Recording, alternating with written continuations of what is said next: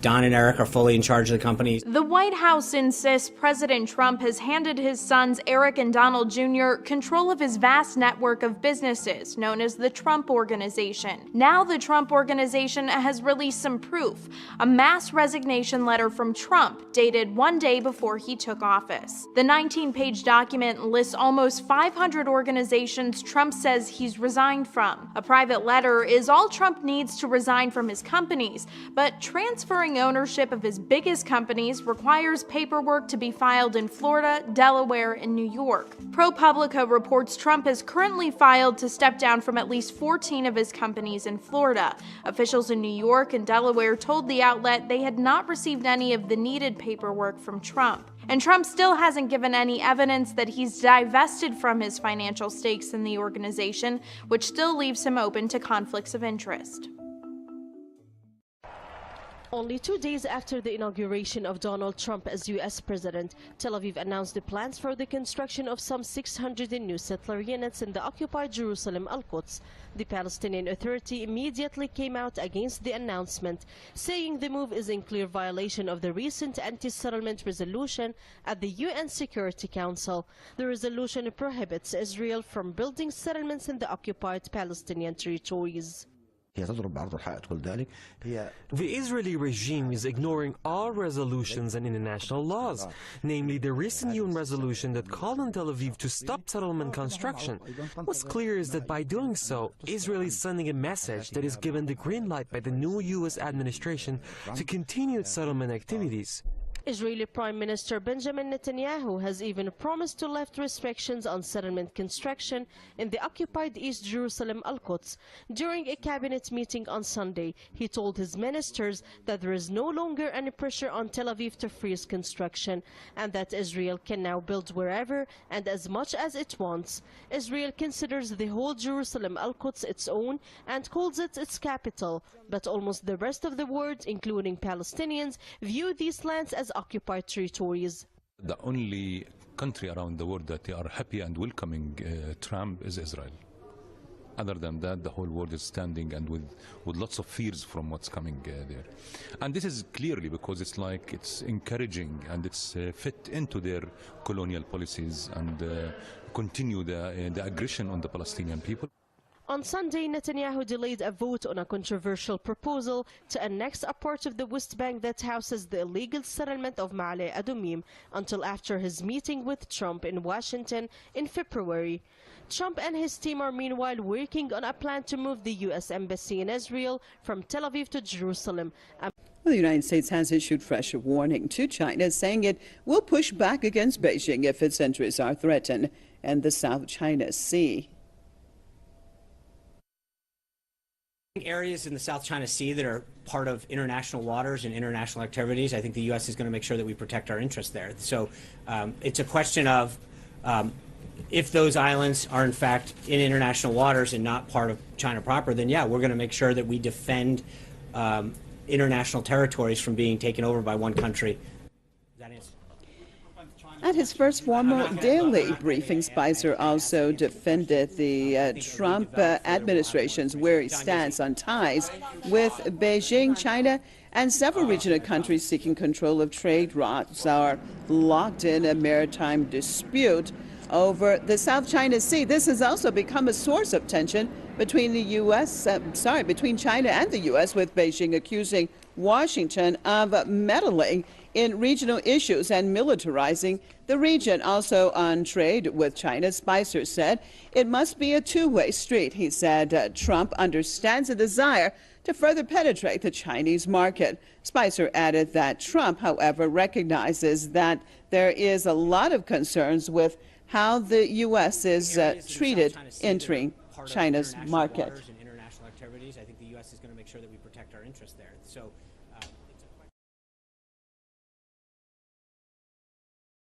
President Donald Trump's first full day in office met by one of the largest inauguration-related demonstrations in U.S. history.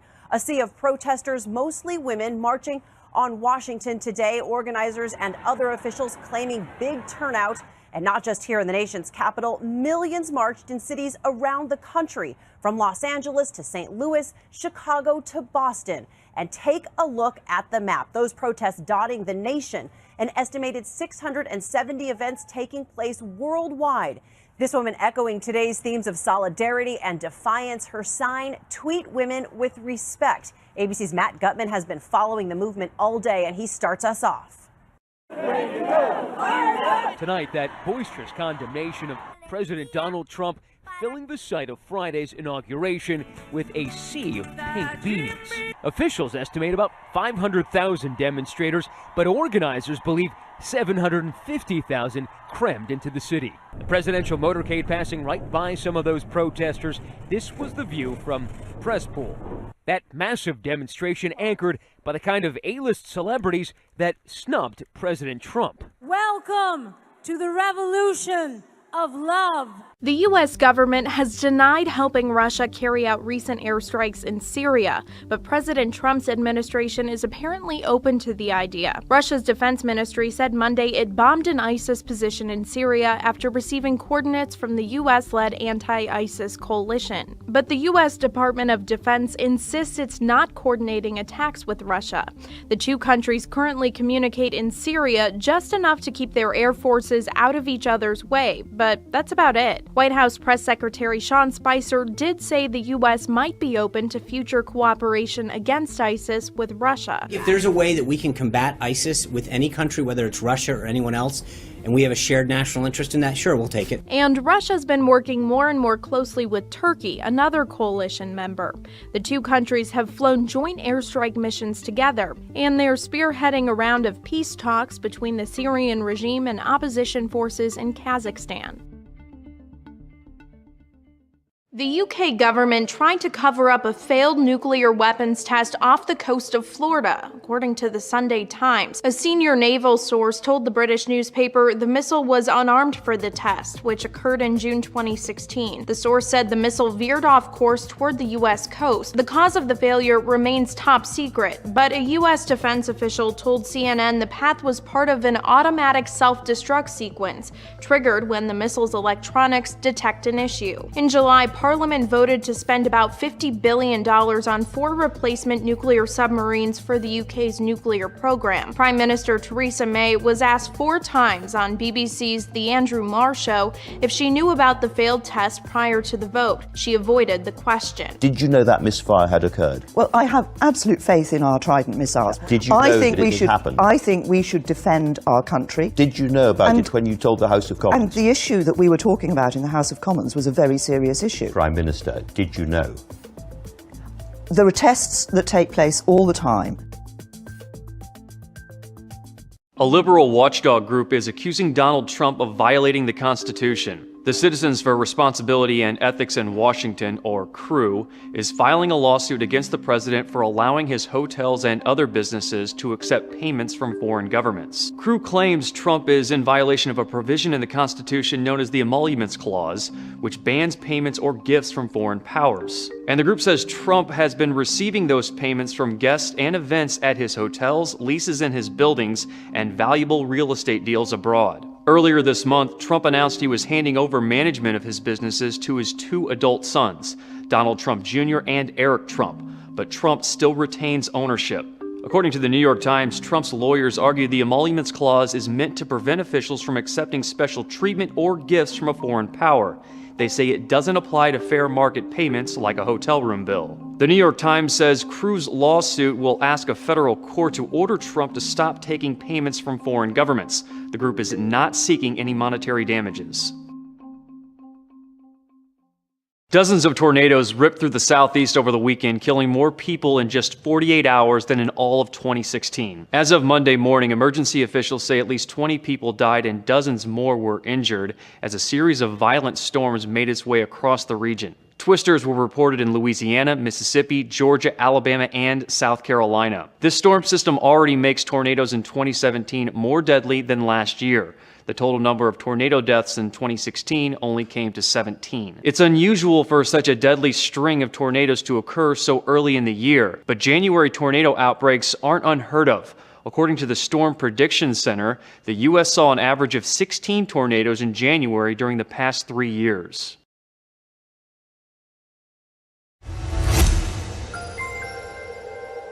Flood watches and warnings remain in place in Southern California after a series of storms drenched the region. Over the weekend, the third storm in 4 days gave Long Beach Airport an all-time daily record for rainfall, with nearly 4 inches of rain by early evening. The storm also broke single-day rainfall records at LAX and Camarillo. On Monday, January 23rd, more heavy rain prompted freeway closures and home evacuations. Officials said the latest storm was likely the strongest to hit Southern California since 2010. At least 4 deaths have been reported as emergency crews continue to rescue people and pets trapped by floodwaters, falling debris, and downed trees.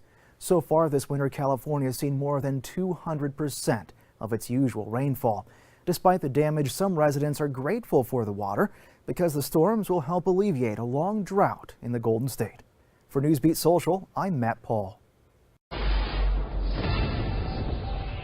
The destruction continues in Southern California as the most powerful storm in 7 years dumps even more rain. That rain leading to mudslides. Will Carr live in Santa Clarita, California, as the rain continues. Hi, Will. Yeah, Leland, California is not exactly used to this type of deluge in the past couple of years, but if you take a look at the map, we are right in the middle of the last of 3 major storms sweeping across the state, and we've already seen just how dangerous this can be. On Friday in Santa Barbara, mudslides hit. They swept away 5 cabins and tossed around a number of cars. They're still under evacuations in certain parts of the Santa Barbara area, just like we're under evacuation here in Santa Clarita. 120 homes under a voluntary evacuation, and the residents here really just got done digging out of the dirt and mud from the storms on Friday when they realized that they had to prepare for the storm sweeping through today and tomorrow. Take a listen to one resident. Water came up over, crossed through the yard. Everything's flooded into the yard, and the pools, mud. It's like a big mud bath. Another big story we are following. We're talking about deadly storms slamming the southeast. Officials in Georgia confirming at least 11 people are dead and nearly 24 more injured after severe weather rolls through southern areas of Georgia. Meanwhile, cleanup is underway in Mississippi, where a tornado killed 4 people and damaged hundreds of homes. We have Fox team coverage. Meteorologist Adam Klotz has a look at where this weather is heading next, but we begin with Rob Schmidt.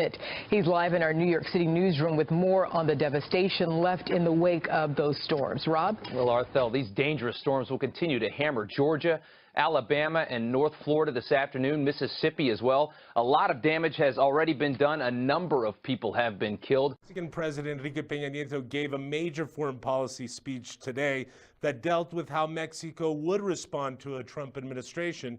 Mexico will be most affected by Trump's protectionist trade policies, as it depends on the U.S. to buy its exports. And in light of the U.S. renegotiating NAFTA and pulling out of the TPP, the president said Mexico would look to other countries to make trade deals. This includes making bilateral agreements with individual countries that make up the TPP. And this could be an opportunity for Mexico to break away from its close trade relationship with the United States and instead make new deals with new partners around the globe. Mexico, as it should be said, is a manufacturing powerhouse, and its cheap labor costs could be very attractive to Pacific Rim nations. A recent study by researchers at Columbia University have discovered high and potentially harmful levels of flame retardant on the hands of toddlers in New York City. 25 mother-child participant pairs were examined for the study, which showed that 100% of toddlers examined had high levels of flame retardant on their hands and in their homes, along with having higher levels of flame retardants compared to their mothers. Whitney Cowell, PhD candidate in the Department of Environmental Health Sciences at Columbia's Mailman School and first author of the study, said, "The extent to which young children are exposed to these chemicals is cause for concern given the known neurodevelopmental risk of PBDEs and the potential toxicity of their substitutes." Moving on, a leading international human rights group has issued a fresh warning on deplorable conditions of asylum seekers Stuck on Greek islands, Human Rights Watch criticizes Europe, saying its failed policies contributed to immense suffering for refugees. It urges Greece to immediately transfer refugees confined to appalling conditions on the Aegean Islands to appropriate mainland accommodations. The call follows a recent trip of investigators to the Greek islands of Lesbos and Samos. According to HRW officials, heavy snow, rain and strong winds have exacerbated the already dire conditions on the islands. Tens of thousands of refugees fleeing war and poverty in the Middle East and Africa have arrived in Greece. The flow of asylum seekers to Europe over the past year has faced the continent with the biggest refugee crisis since World War II. A U.S. military expert says recent satellite imagery shows North Korea is preparing to launch an intercontinental ballistic missile from an area near its east coast. In an article posted on U.S.-based monitoring website 38 North, Joseph Bermudez says pictures point to Pyongyang regrading roads to the Galma missile test site and paving them with gravel, which means it's making improvements to launch a heavier missile compared to its Musudan. The Galma missile test site is where North Korea carried out at least 4 Musudan intermediate-range ballistic missile tests last year. In his New Year's message, North Korean leader Kim Jong-un ratcheted up military threats, saying the regime has almost finished preparations for an ICBM launch. The Supreme Court here is the final stop for Theresa May's government in what has been a long rearguard action to prevent Parliament ruling on when the Brexit negotiations should formally begin. May's argued her government should have the last say using ancient powers of royal prerogative. That prerogative gives the Prime Minister and the government the authority to make decisions without consulting Parliament, similar to the executive order in the United States that permits the US President to bypass Congress.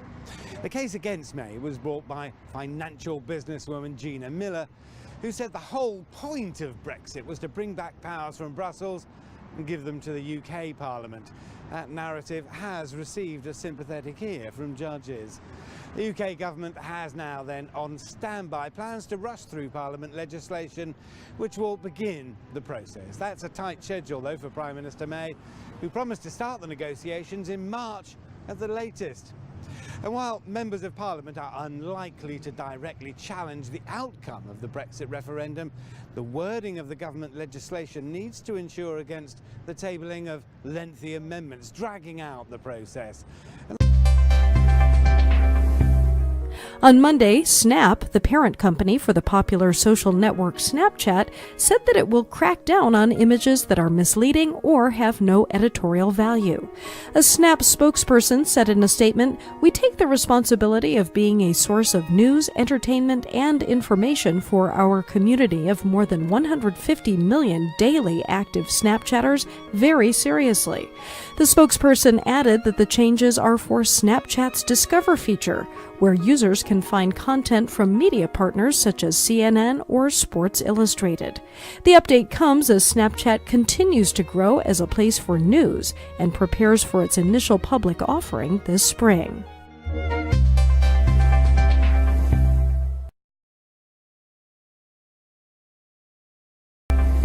According to authorities on Monday, a round of deadly tornadoes in the southern part of the US that shredded mobile homes and left other destruction scattered around the southeast has claimed at least 19 lives following a 2-day assault on the region. Officials say that 7 people were left dead in one South Georgia trailer park alone due to the deadly storms. Georgia Governor Nathan Deal has placed 16 counties under a state of emergency following the storms. The storms, which were so big that they also threatened the Carolinas and North Florida, reportedly left 4 dead in the state of Mississippi. U.S. President Donald Trump has invited Israeli Premier Benjamin Netanyahu to visit Washington next month. The White House says Trump made the invitation in a phone call with Netanyahu. The two agreed to continue to closely consult on a range of issues, including Iran. Trump also stressed his, quote, unprecedented commitment to Israel's security. Relations between Washington and Tel Aviv soured when the U.S. declined to veto last month's United Nations Security Council resolution against Israeli settlements.